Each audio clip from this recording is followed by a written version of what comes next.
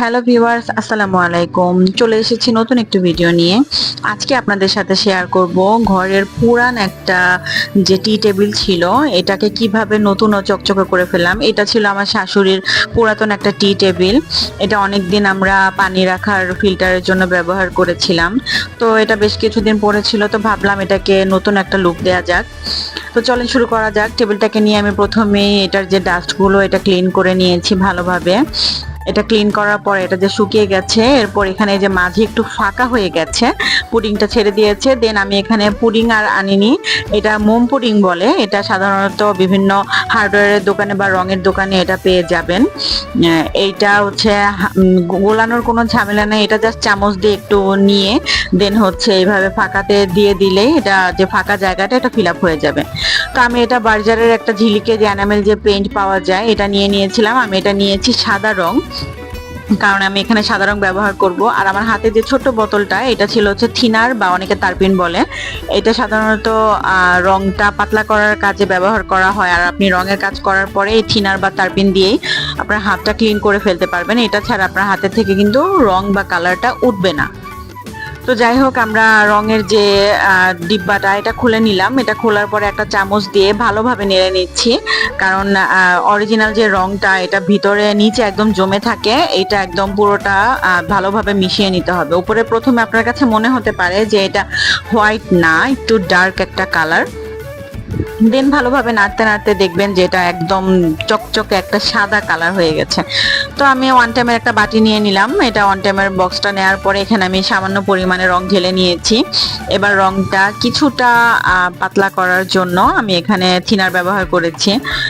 তো আপনাদের মনে প্রশ্ন জাগতে পারে যে কাজ করার আগে আমার হাতে রং আসলো কিভাবে। তো রঙের ডিব্বাটা যখন আমি রেখেছিলাম, আমার ছোট বেবিটা ফেলে দিয়েছিল, ওটা উঠাতে গিয়ে হাতে রং লেগে গিয়েছে।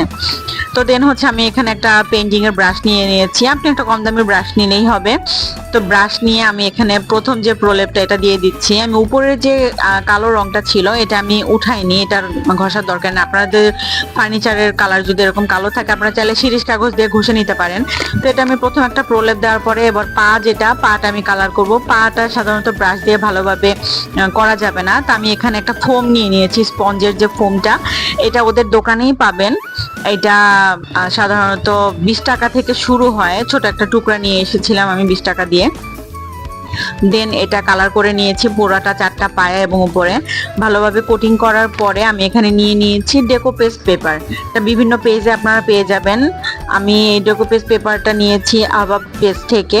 ওদের পেজ থেকে আমি ডেকোপেজ পেপার আর মডপজ যে গ্লুটা, এই গ্লুটা নিয়েছি। গ্লুটা এটা গ্লু প্লাস বার্নিশ দুটার কাজই করবে এবং উপরে ওয়াটারপ্রুফের জন্য কাজ করবে আর হচ্ছে গ্লসি একটা ভাব আসবে। তো আমি ব্লুর ডেকোপেজ যে পেপারটা, এই পেপারের পিছনের যে স্টিকারের মতো যে একটা পাতলা আবরণ থাকে, এইটা আমি তুলে নিচ্ছি। এইটা তুলে নেয়ার পরে আমি এটা আস্তে আস্তে লাগিয়ে নিব। আমি একটা ভুল করেছিলাম, আপনাদের যদি গোল টেবিল হয় আপনারা এই ভুলটা করবেন না। আমার এটা একদম মিডল পোর্শনে লাগানো উচিত ছিল। তো আমি এটা মাপ ছাড়াই লাগিয়ে ফেলেছিলাম। প্রথমে একটা কর্নারে আমি ফিল আপ করতে চেয়েছিলাম, তো আমি এটা একটা কর্নারেই ফিল আপ করেছি। এটা মিডল পোর্শনে দিলে দেখতে বেশি ভালো দেখা যেত, তা না হলে আমার এটা এখানে যে আরেকটা পেজ আমি লাগিয়েছি, এটা দুই পাশে দুইটা জয়েন্ট পড়েছে। হঠাৎ করে দেখলে বোঝা যায় না, কিছুক্ষণ দেখলে হয়তো বোঝা যায়। তো যাই হোক, আপনারা লাগানোর সময় একটু মার্ক করে নেবেন যে কিভাবে দিলে কাগজটা কতটুকু বসবে। তো আমি একটু একটু করে কাগজ তুলেছি আর একটু একটু করে লাগিয়ে নিয়েছি। আপনারা যদি কোনো কালার ইউজ না করেন সেই ক্ষেত্রে আপনারা যে কোনো কাঠের উপরে বা গ্লাসের উপরে যদি ব্যবহার করেন, এই মডপজ যে গ্লুটা, এই গ্লুটা আগে লাগিয়ে নেবেন। তা আমি এই পেপারটা পুরোটা পায়া আর প্লাস হচ্ছে উপরের যে টপটা এটা পুরোটা কভার করেছি। দেন হচ্ছে এই যে একটু বাড়তি বাড়তি যে অপশনগুলো, এগুলো হচ্ছে আমি এই ব্রাশ দিয়ে মডপজ গ্লুটা পুরোটা ভালোভাবে লাগিয়ে নিয়েছি। লাগানোর পরে এটা আমি 24 ঘন্টা শুকিয়ে নিয়েছি। 24 ঘন্টা লাগেনি, যেহেতু আমি এনামেল পেইন্টটা করেছিলাম, এটা একটু শুকাতে সময় লাগে।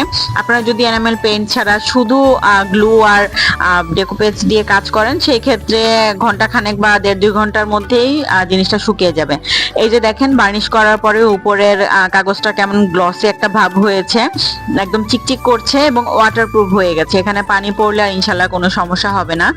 এবং এই যে আমার টেবিলটার ফাইনাল লুক। মাশাআল্লাহ দেখতে খুবই সুন্দর হয়েছে আর খুবই ভিনটেজ একটা ভাইব দিয়েছে, যে অ্যাস্থেটিক টাইপের যে ইদানিং ভিডিওগুলো হয়, যে ভিডিওতে দেখানো হয় অ্যাস্থেটিক যে টেবিল বা টুলগুলো ইউজ করা হয় পিন্টারেস্টের মতো, সেই ধরনের একটা লুক পেয়েছি।